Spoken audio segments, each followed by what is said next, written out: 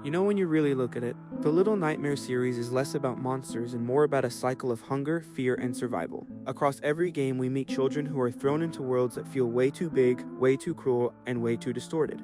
And yet in that cruelty, there's a story about Six, Mono, the runaway kid, and even the girl in the yellow raincoat. Today I'm going to put everything together, from the very first game to the DLCs. This isn't just a recap, it's everything we know about the Little Nightmares universe so far. Our story starts in Very Little Nightmares. A young girl in a yellow raincoat, not Six, but another child who crash lands at a place called The Nest, a huge mansion perched on a cliff. Inside the nest, everything feels wrong. She runs into disturbing characters like the craftsman, who literally makes dolls out of children. She frees one kid from a cage only to later realize he's been turned into one of those dolls. After slipping past the craftsman doll workshop, the yellow raincoat girl finds herself wandering through the nest's long halls. This is where the butler appears, floating from room to room, quietly tidying up things. Eventually, the girl crosses paths with Six. At first, it's a quick glimpse of another child also trying to escape. Later, the two of them are forced together when the butler begins to pursue them. For a short while, they help each other, but just as fast as they came together, Six runs off on her own, leaving the raincoat girl to face what comes next. And that next is the Pretender,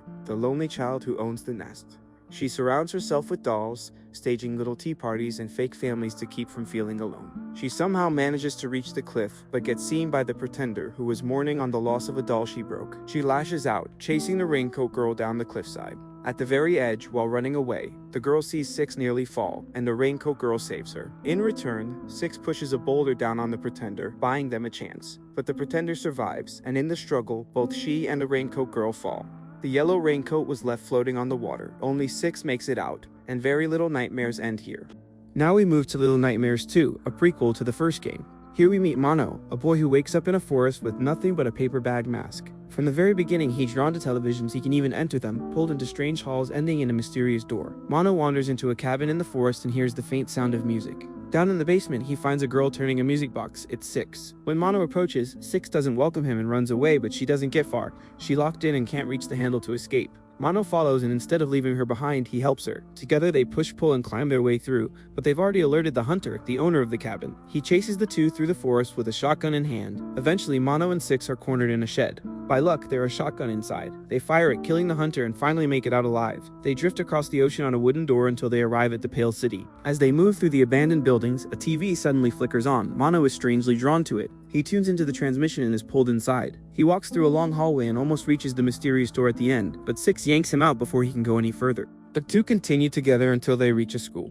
At first it seems empty, but soon they discover the bullies, small porcelain children who are vicious and cruel.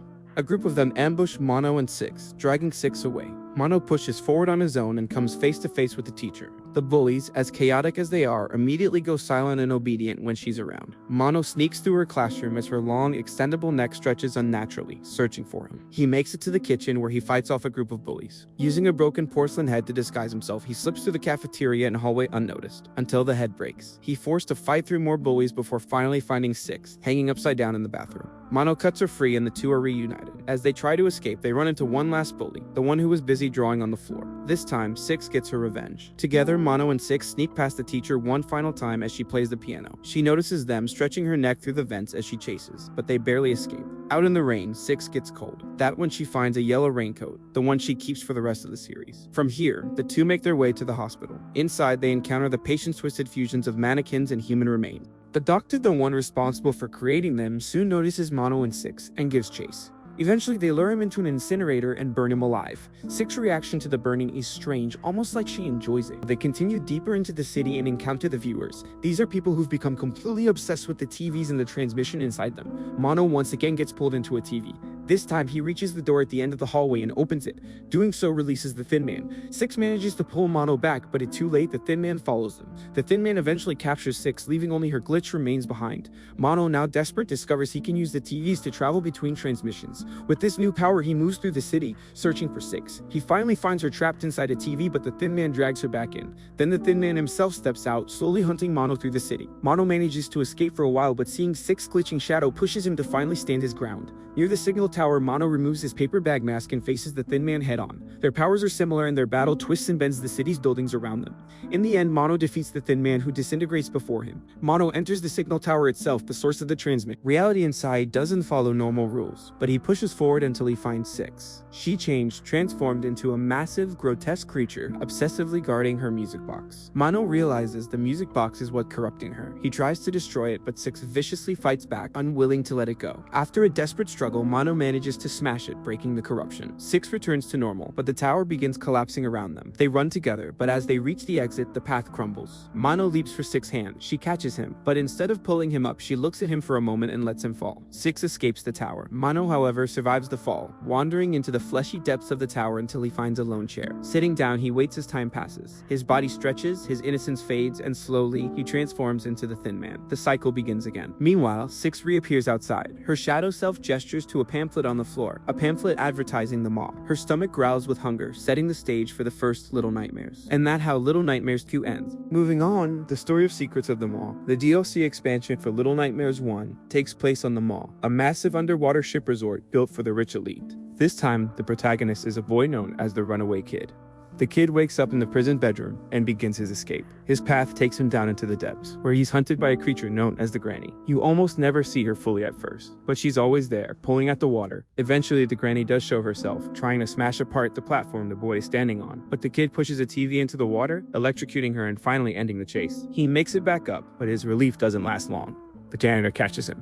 The same long-armed monster from Six's story. The kid wakes up in a cage, and here we actually see Six for a brief moment before he's dragged away. He's stuffed into a body bag hanging from a hook, but manages to rip free and falls down into a pile of coals. There, he meets the gnomes. At first, they're afraid of him, scurrying away, but when he hugs them, they begin to trust him. From then on, they follow him around, copying his movements. The kid leads them through the hideaway, all while avoiding the janitor, who might be blind but has razor-sharp hearing. The gnomes eventually bring him to the furnace room, where they start tossing coal into the flames almost as if they're drawn to it. Once the furnace is strong enough, the kid is able to take the ascent upward using the coal transport. He climbs past the gnome shelter and finds himself on top of an elevator, narrowly avoiding the lady herself, the mall's mysterious owner. The elevator takes him to the residence, the lady's private quarters. Nicking through the rooms, he spots her brushing her hair in front of a broken mirror. To move forward, the kid has to collect a set of statues, but along the way he encounters the Shadow Kids. Unlike the gnomes, they're openly hostile and dangerous, though they can be fought off with light. When he finds the last statue, he gains access to a secret room. Inside, he catches a glimpse of the lady without her mask, something she does not forgive. The kid realizes he needs to run, but it's already too late. The lady is ahead of him. When he wakes again, everything has changed. The kid has been transformed into a gnome. He wanders through the guest area, stumbling into a small room. On the floor lies a single sausage. The gnome looks at it, and the story ends there. Now we've reached the last story in the Little Nightmares timeline, which is actually the first game that came out. And of course here the main character is Six. The comic suggests that Six was taken to the mall by the ferryman against her will, but the after credit scene of Little Nightmares 2 hints she might have gone there by choice. Either way, her story begins at the mall. The game starts with Six dreaming about the lady, the mysterious figure who controls the mall. She wakes up inside a suitcase and begins her journey. Not long after, she comes across the body of a hanged man who looks eerily similar to the Thin Man. Maybe just a coincidence, maybe not. As she moves forward, she enters a children's bedroom and has her first encounter with the janitor. In the prison cafeteria, Six suffers from intense hunger for the first time. A kind child throws her a piece of bread, which she devours immediately. It's clear already that hunger is going to play a big part in her story. Along the way, she comes across gnomes. Just like the runaway kid from the DLC, she can befriend them by hugging them, but the hunger keeps getting worse. Later, she finds a piece of meat inside a cage, and even though it looks like an obvious trap, she takes the bait. Six wakes up locked in a room full of caged children. She manages to escape easily, but doesn't bother helping anyone else. The janitor stays on her trail through his territory. Eventually, he corners her in a room, but with his arm stretched through the door, Six slams it on him, cutting him down for good. Riding on a meat hook, she makes her way into the kitchen, where she finds the twin chefs. These two prepare all the meals for the mall guests, and it heavily implied they're using human meat. They're unhygienic, messy, and relentless when they chase her. Somehow, Six slips away, escaping on another moving hook. From here, she reaches the outer deck of the mall, where a long line of guests is entering. Inside, she sees the lady herself overseeing everything. Six then makes her way into the dining area, where the guests are gorging themselves on endless plates of meat. But when they catch sight of Six, they completely lose control. They crawl and stumble over each other, desperate to devour her instead. She barely gets away, but her hunger returns again, stronger than ever. This time, she finds a gnome offering her a sausage, but instead of taking the food, she grabs the gnome and eats it, and that gnome was actually the runaway kid. Finally, Six takes an elevator up to the lady's residence. She sneaks past the lady, grabs a key, and moves through the halls. Something strange here. Every mirror is broken, except one small one she can carry. That's when the final showdown begins. Six uses the mirror against the lady, and her own reflection weakens her. After a few strikes, the lady collapses, and once again, Six hunger takes over. She bites into the lady and absorbs her powers, becoming something entirely new. A true little nightmare. Now armed with the lady abilities, Six walks back into the dining hall. As the guests try to grab her, she drains their life force with ease. The exit doors open, and a group of gnomes silently watch as she leaves. In the after credits, we see Six standing on the deck waiting, maybe for a boat to take her away. It's almost ironic, the most morally broken character ends up with the most powerful ending, and not the story of the first Little Nightmares.